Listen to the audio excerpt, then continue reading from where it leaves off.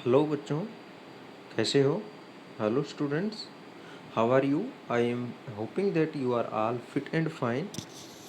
Let's start today's work with some points what we have discussed in the chapter.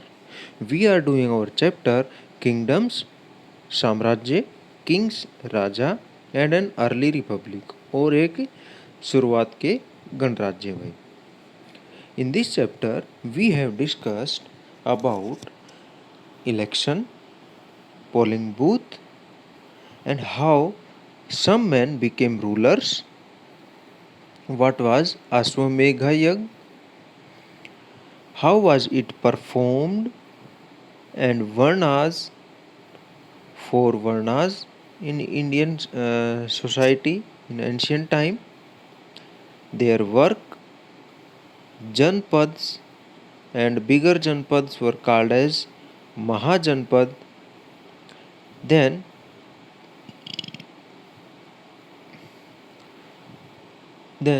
the kings made forts and big walls to protect their cities. How they have made them? Now we will do the next topic of taxes.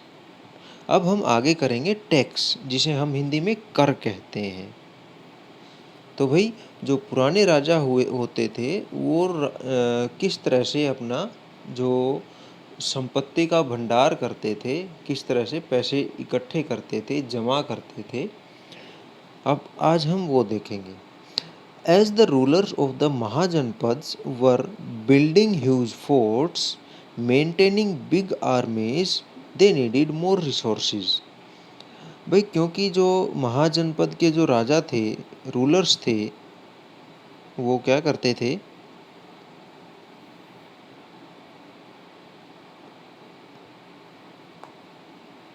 महाजनपद के जो राजा थे वो बड़े बड़े किले बना रहे थे. बिल्डिंग ह्यूज फोर्ट्स, बड़े किले बना रहे थे. मेंटेनिंग बिग आर्मीज, और बड़ी सेनाएं बना रहे थे, उनको मेंटेन कर रहे थे.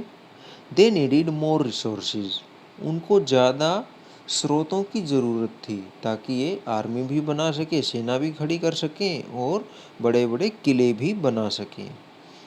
And they needed officials to collect these, और उनको ज़रूरत थी उन अफसरों की, ऑफिशियल्स टू कलेक्ट दिस, इन सब को इकट्ठा करने के लिए. भाई दूर दूर बिखरे हुए थे तो इनके एक जगह तो लेके आना था, सैनिक बनाने के लिए लोगों को इकट्ठा करना था, और जो इमारतें बना रहे थे उनके लिए सामान इकट्ठा करना था.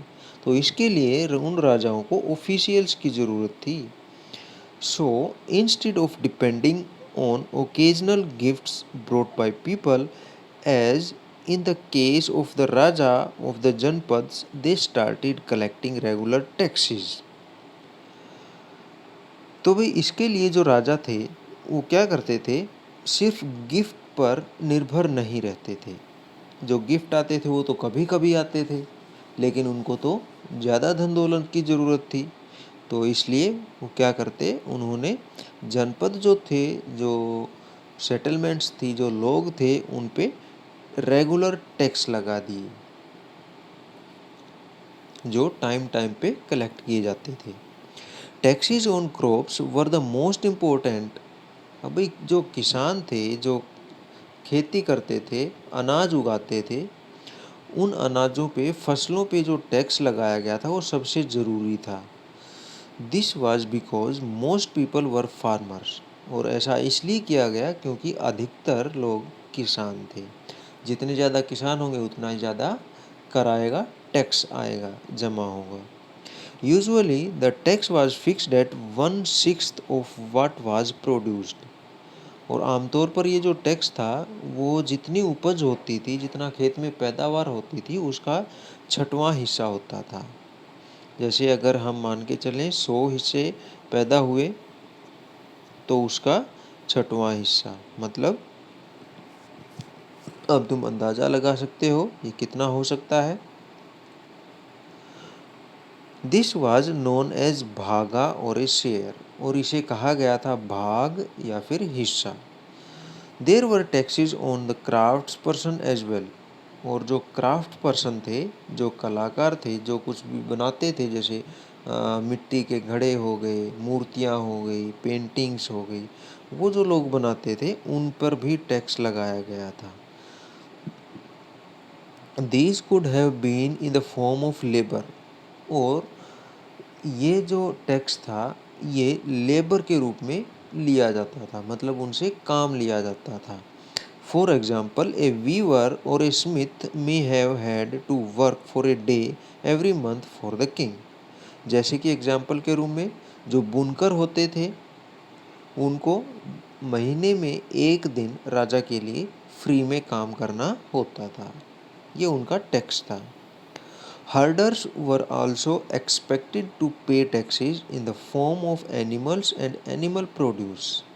और जो संग्राहक थे, जो पशु पालते थे, उनके लिए टैक्स था, वो किस रूप में था? उनके लिए टैक्स था एनिमल्स, जानवरों के रूप में, एंड एनिमल प्रोड्यूस, और जो चीज़ें जानवरों से मिलती हैं उनके रूप में, भाई राजा को वो चीज़ें देनी होती थी। There were also taxes on goods that were bought and sold through trade. अब ये जो व्यापार होता था उसमें जो चीज़ें खरीदी जाती थी और बेची जाती थी उन पर भी टैक्स लगाया जाता था।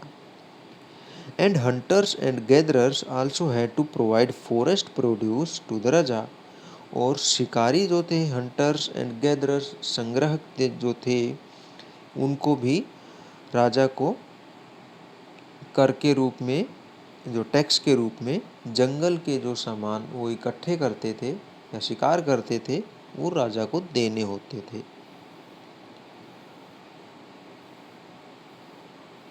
Changes in agriculture. अब भाई जो किसान थे उनके जो तरीके थे उनमें थोड़ा चेंज आया। There were two major changes in agriculture around this time. उस समय खेती करने में, किसानी करने में दो तरह के मुख्य बदलाव आए हुए। One was the growing use of iron ploughshares. एक जो था वो था लोहे के फाल यूज करना। This meant that heavy clayey soil could be turned over better than with a wooden ploughshare. इसका सीधा सा मतलब था कि हैवी, भारी, और क्लेई, जो मिट्टी होती है, क्ले, कीचड़ नुमा जो मिट्टी होती है, जो पत्थरी, जिसे हम कहते हैं कठोर मिट्टी जिसे हम कहते हैं, उसको clayey soil could be turned over better than with a wooden ploughshare. जो मिट्टी होती है, कठोर मिट्टी होती है, उसे भाई जोतना आसान हो गया। किसे? लोहे के फालों से, विद ए वुडन प्लोसेयर। जो पहले लकड़ी के फाल से जुताई होती थी, अब लोहे के फालों से जुताई होने लगी। So that more grain could be produced, ताकि और ज़्यादा अनाज पैदा किया जा सके। सेकेंड, तो दूसरा जो चेंज था, बदलाव था, पीपल बिगेन ट्रांसप्लांटिंग पेडी। लोगों ने शुरुआत कर दी भाई ट्रांसप्लांटिंग पेडी, जो धान थे उनको रोपना, धान की रोपाई शुरू कर दी। This means that instead of scattering seed on the ground from which plants would sprout, saplings were grown and then planted in the fields. और इसका मतलब था, ट्रांसप्लांटिंग का मतलब था कि भाई जब जो पहले लोग ज़मीन पर बिखेर देते थे इसको, बीजों को, उसकी जगह जो सैपलिंग थे, सैपलिंग जो नए पौधे होते हैं उन्हें सैपलिंग कहा जाता है। अंकुरण के बाद उन्हें ग्रोन, उनको लगा दिया जाता था ज़मीन पे। This led to increased production, और इसका जो रिजल्ट निकला वो क्या निकला? To increased production. उनकी जो प्रोडक्शन थी वो बढ़ गई हुई। As many more plants survive, क्योंकि इससे और ज़्यादा पौधे जीवित रह पाते थे। क्योंकि जब बिखेरते हैं, जब बीजों को बिखेरते हैं तो आधे बीज तो मिट्टी के अंदर दब जाते हैं जो नहीं उग पाते, और आधे बीज उगते हैं जिसमें से कुछ बीज मौसम के कारण खराब हो जाते हैं। लेकिन सैपलिंग, जो कोपल के साथ पौधे रोपे जाते थे, वो ज़्यादा दिनों तक लगे रहते थे और उनकी उपज भी ज़्यादा होती थी। However it was back breaking work. Back breaking work का मतलब है कठोर मेहनत का काम। जबकि ये मेहनत का काम था, generally slave men and women, dasas and dasis and landless agricultural labourers, kammakaras had to do this work. आमतौर पर ये रोपाई का जो काम था, ये काम करते थे स्लेव मैन, दास, वुमेन, दासीज एंड लैंडलेस, भूमिहीन एग्रीकल्चरल लेबरर्स, किसानी करने वाले श्रमिक, जिन्हें कामगार कहा गया था। Had to do this work, ये काम करना होता था उनको। Closer look Magadha. अब भाई जो महाजनपद हुए हैं उनमें से एक दो महाजनपद थे जो मगध थे, उसके बारे में बता रही हैं। Find Magadh on map 4 page 49। Magadh became the most important महाजनपद in about 200 years। Magadh जो महाजनपद था वो 200 सालों में बहुत ही महत्वपूर्ण महाजनपद बन के उभरा। Many rivers such as the Ganga and Son flowed through Magadh. Magadh में से बहुत ही मुख्य जो नदियाँ थी, जैसे कि गंगा, जैसे सोन नदी थी, वो बहती थी। This was important for transport, water supplies, making the land fertile. और ये नदियाँ किस लिए इम्पोर्टेंट थी, इनका नदियों का क्या महत्व था, रोल था ट्रांसपोर्ट, आने जाने में। भाई जहाज़ें, नौका चलती थी नदियों में आसानी से। वाटर सप्लाईज, लोगों को पानी पीने के लिए मिलता था, और ज़मीन में पौधे उगाने के लिए। Making the land fertile, fertile का मतलब है उपजाऊ, और ज़मीन को उपजाऊ बनाने के लिए इन पानी की ज़रूरत थी, क्योंकि जहाँ पानी नहीं होगा वहाँ कुछ पैदा ही नहीं होगा। Parts of Magadh were forested, और इस मगध के जो पार्ट्स थे, हिस्से थे, वो फॉरेस्टेड, जंगल वाले थे, जंगल से ढके हुए थे, वहाँ जंगल बहुत ज़्यादा थे। Elephants which lived in the forest could be captured and trained for the army, और जो हाथी इन जंगलों में रहते थे उनको पकड़ा जाता था और उनको ट्रेनिंग दी जाती थी, उनको सिखाया जाता था सेना के लिए काम करना। Forest also provided would for building houses, और जो जंगल थे उनसे घर बनाने के लिए लकड़ियाँ मिलती थी।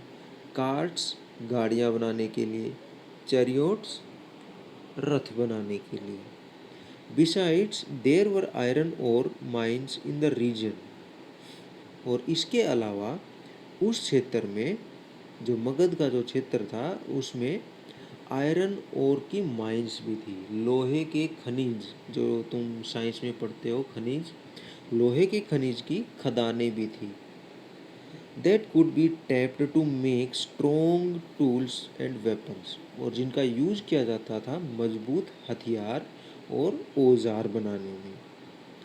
Magadh had two very powerful rulers, Bimbisara and Ajatashatru. Magadha में दो बहुत ही शक्तिशाली राजा हुए हैं, बिम्बिसार और Ajatashatru, who used all possible means to conquer और अदर जनपद्स, जो कि उनके पास जितने भी तरीके होते थे दूसरे राजाओं को जीतने के, यूज करते थे जो दूसरे जनपदों को जीतने में। Mahapadma Nanda was another important ruler. अब ये महापद्म नंद एक और राजा हुए हैं।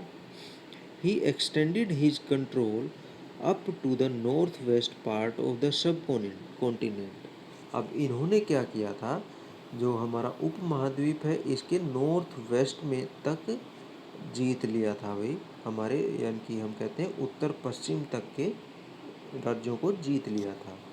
राजगीर है, present day Rajgir in Bihar was the capital of Magadh for several years।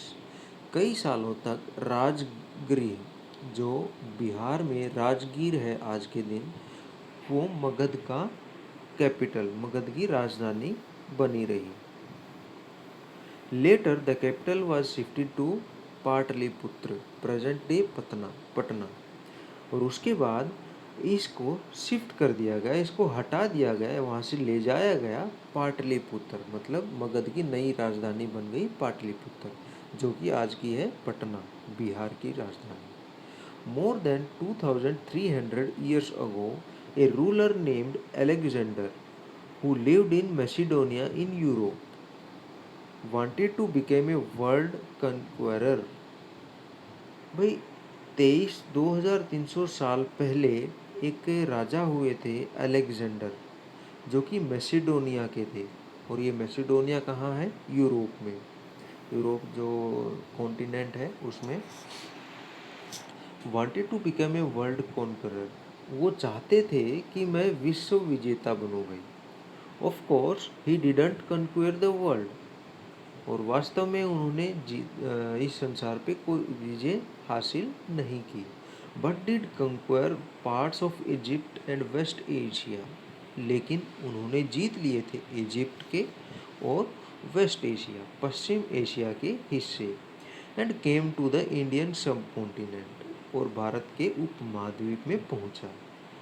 Reaching up to the banks of the Beas, और वो कहाँ पहुंचा, जो ब्यास जो नदी है पंजाब में, वहाँ तक, उनके किनारे तक पहुँच गया। When he wanted to march further eastwards, his soldiers refused। और जब उसने ईस्टवार्ड, पूर्व की तरफ मार्च करना शुरू किया, पूर्व की ओर चलना शुरू किया युद्ध के लिए, तो उसके जो सोल्जर्स है उन्होंने मना कर दिया, भाई हम नहीं जाएंगे, क्योंकि ईस्ट की तरफ भारत था। They were scared as they had heard that the rulers of India had vast armies of foot soldiers, chariots and elephants।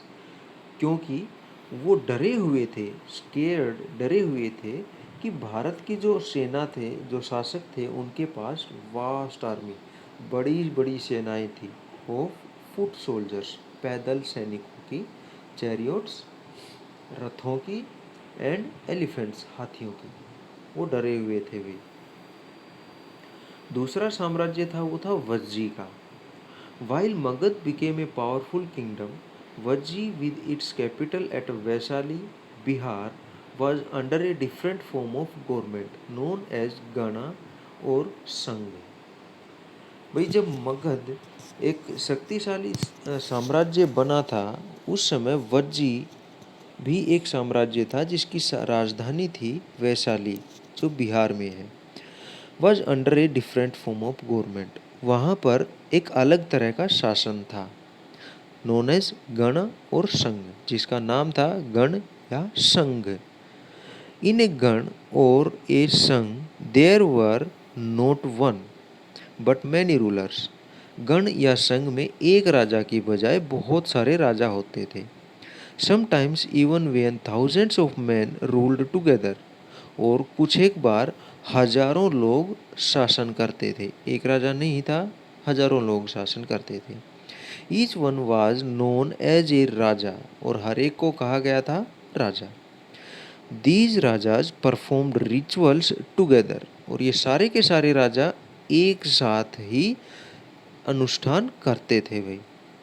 They also met in assemblies, वो सभाओं में इकट्ठे होते, and decided what had to be done and how, और decide करते भी कैसे क्या करना था। Through discussion and debate, through discussion and debate, वहाँ पर डिस्कस भी होता, आपस में बातचीत भी होती, और डिबेट, तू मैं भी होती हुई, भाई ऐसा नहीं करना चाहिए, ऐसा करना चाहिए। वाद विवाद जिसे हम कहते हैं।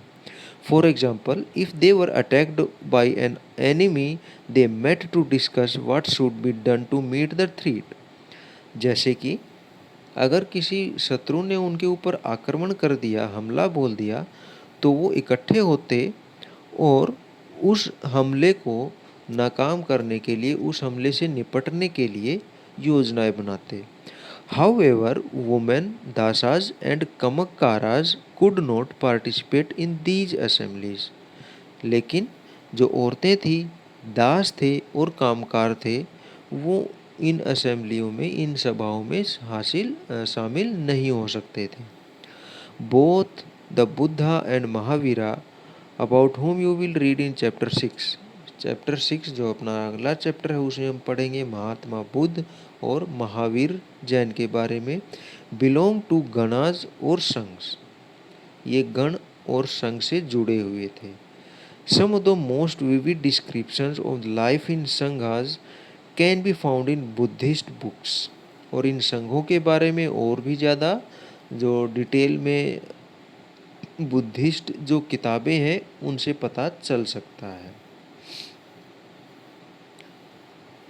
This is an account of Vajjis from Digha Nikaya, a famous Buddhist book which contains some of the speeches of Buddha. Mahatma Buddha जो हुए हैं उन पर एक किताब लिखी गई थी, दीघा निकाय। ये उसमें से कुछ वर्ड्स लिए गए हैं भाई। These were written down about 2300 years ago, और ये लिखे गए थे 2300 साल पहले। अजात सत्तू एंड वज्जीज, अजात सत्तू और वज्जी। अजात सत्तू wanted to attack the वज्जीज. He sent his minister named वशकरा to the Buddha to get his advice on the matter. अब जो अजात सत्तू थे वो वज्जी पर आक्रमण करना चाहते थे, उसको जीतना चाहते थे। इसलिए उन्होंने क्या किया, अपना जो मंत्री था, वशकरा था, उनको भेज दिया महात्मा बुद्ध के पास ताकि सलाह ले सकें, भाई हमें युद्ध करना चाहिए या नहीं करना चाहिए, कब करना चाहिए। The Buddha asked whether the Vajjis met frequently बार बार। भाई बुद्धा ने उनसे पूछा क्या वज्जी बार बार मिलते हैं, इन फुल असेंबलीज, पूरी सभा में। When he heard that they did, he replied that the Vajjis would continue to prosper as long as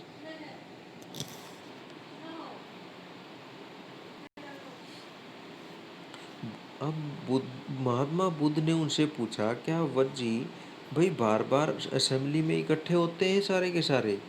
और जब उन्हें ये पता चला कि भाई हाँ वो असेंबली करते हैं, इकट्ठा होते हैं, तो उन्होंने कहा ये जो वज्जी थे, वज्जी साम्राज्य था, ये प्रोस्पर करेगा भाई, एज लॉन्ग एज, जब जैसे मतलब ये समृद्ध बना रहेगा। They held full and frequent public assemblies, क्योंकि वो पूरा और बार बार सभाएं बुलाते थे। They met and acted together, वो मिलते थे और एक साथ काम करते थे। दे फॉलोड इस्टाब्लिश्ड रूल्स, वो रूल मानते थे जो उन्होंने बनाए थे, कानून मानते थे। They respected, supported and listened to elders, और वो सुनते थे, रिस्पेक्ट करते थे, आदर करते थे, मान सम्मान करते थे, सपोर्ट करते थे, और उनके ये जो एल्डर्स थे, बुजुर्ग लोग थे, उनकी।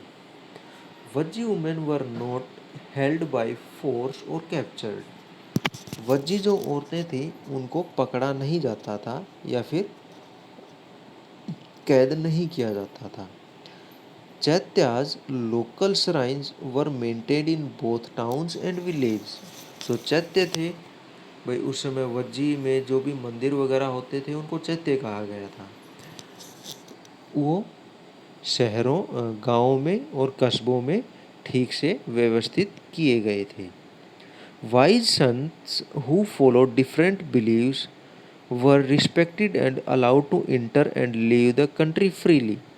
Wise sons, जो बुद्धिमान जो लोग थे, संत थे, वो अलाउ किए जाते थे भाई उस राज्य में कहीं पर भी आने जाने में उनकी रिस्पेक्ट की जाती थी, वो कहीं पे भी जा सकते थे, कहीं पर भी आ सकते थे।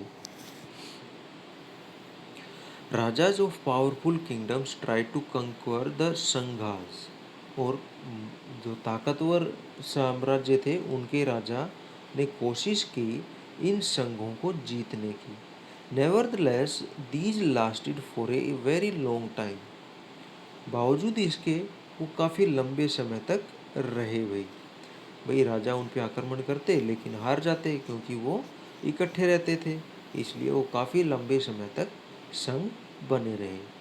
Till about 1500 1500 years ago, when the last of the Ganas और संघास were conquered by the Gupta rulers। भाई आज से 1500 साल पहले जब गुप्त शासक ने आखिरी जो गण थे, संघ थे, उनको जीत नहीं लिया, तब तक ये संघ बने रहे, जो कि हम चैप्टर 10 में पढ़ेंगे, 10 में पढ़ेंगे। तो इसके बाद था भाई एल्सवेयर, दुनिया में और कहीं क्या घटित हो रहा था। Find Greece and Athens in your atlas, हमारा जो वर्ल्ड मैप है इसमें एथेंस और ग्रीक हमें पता करना है, जिसको मैं अभी तुम्हें थोड़ी देर में दिखा दूंगा। Around 2500 years ago, the people of Athens set up a form of government। लगभग 2500 साल पहले एथेंस के लोगों ने एक नई तरह की सरकार का गठन किया, which was called a democracy, जिसे डेमोक्रेसी कहा गया, भाई प्रजातंत्र जिसे कहा गया, which lasted for about 200 years, जो कि 200 साल तक चली। All free men over the age of 30 were recognised as full citizen, और जो लोग 30 साल के से ऊपर थे उनको पूरा नागरिक माना गया। There was an assembly that met at least 40 times a year to decide on important matters। और साल में कम से कम 40 बार 40 टाइम्स एक असेंबली बुलाई जाती थी, एक सभा बुलाई जाती थी, जो कि अलग अलग महत्वपूर्ण बिंदुओं पर बातें करती थी, निर्णय करती थी। All citizens could attend these meetings, और इन मीटिंग्स में, इन सभाओं में सभी के सभी जो सिटीजन थे, मतलब 30 साल के ऊपर के जो लोग थे, आदमी थे खास तौर पर, आ सकते थे। Appointments for many positions were made through lottery, और भाई पहले से ही उनकी जगह पक्की कर दी जाती थी लॉटरी से। पहले वो एक अपने नाम की एक चिट्ठी डालते, और जिन जिन की चिट्ठी वो निकल जाती उनके लिए अपना नाम जगह सुरक्षित हो जाती थी। All those who wanted to be chosen gave their names and then some were selected through lottery। भाई हम बहुत सारी पर्चियाँ एक उसमें मटके में डाल देते हैं नाम लिख के, और जिस किसी के भी एक नाम से पर्ची निकलेगी उसी का अपॉइंट हो जाएगा, उसी का नंबर पहले आ जाएगा। Citizens were expected to serve in the army and the navy, और जो सिटीजन थे, नागरिक थे एथेंस के, उनसे उम्मीद की जाती थी कि वो आर्मी में और नेवी में, मतलब सेना में और नौसेना में सेवा करेंगे। However women were not considered citizens, लेकिन औरतों को सिटीजनशिप नहीं दी गई, उनको नागरिक नहीं माना गया। ऑल्सो मैनी फॉरनर्स, बहुत सारे विदेशी, who lived and worked in Athens as merchants and crafts person did not have rights as citizen. ये जो विदेशी जो लोग थे जो वहाँ पर काम करते थे, जिसमें से व्यापारी थे, क्राफ्ट पर्सन्स कलाकार थे,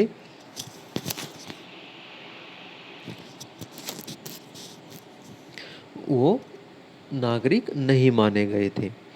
besides there were several thousand slaves in Athens, और इनके अलावा हजारों, सैकड़ों हजारों दास थे वही एथेंस में। हु वर्कड इन माइंस, जो खदानों में काम करते थे, फील्ड्स खेतों में काम करते थे, हाउस होल्ड्स घरों में, एंड वर्कशॉप कार्यशालाओं में। They too were not treated as citizen, उनको भी नागरिक नहीं माना गया था। तो भाई ये था हमारा chapter kingdoms, Kings and early Republic.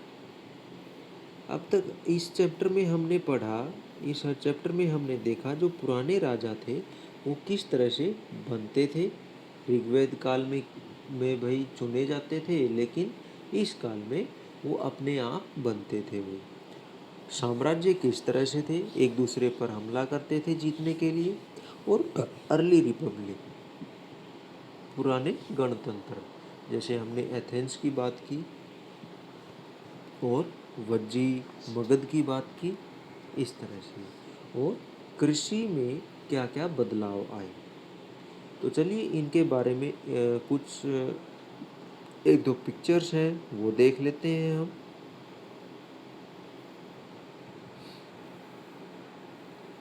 हाँ,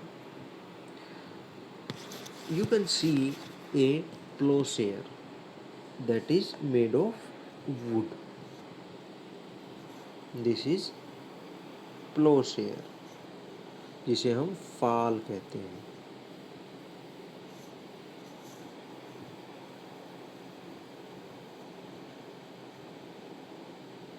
प्लोशेयर, फाल, जो मिट्टी को खोदता है। ये था वुडन, वुडन लकड़ी का बना हुआ। अब हम देखते हैं, अब यहाँ भी ये देखिए फाल है यहाँ पे। ये इस तरह से हल जोता करते थे भाई। ये फाल मिट्टी को उखाड़ रहा है।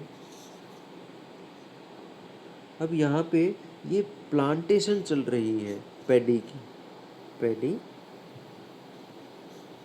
प्लांटेशन।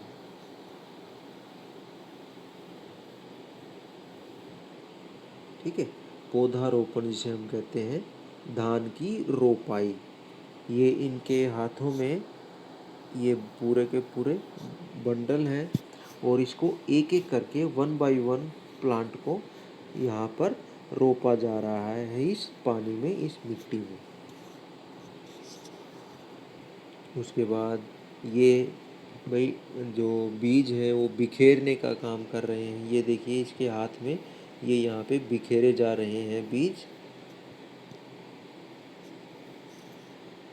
ये है सैपलिंग, जिसे हम अंकुर कहते हैं, नन्हा पौधा जिसे हम कहते हैं, जिसे हम एक जगह से दूसरी जगह उगा सकें, लगा सकें, सैपलिंग। ठीक है,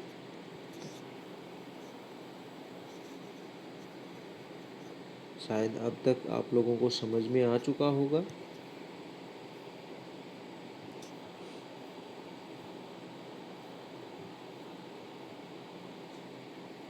यहाँ ये देखिए लोहे का है, आयरन प्लोशेयर।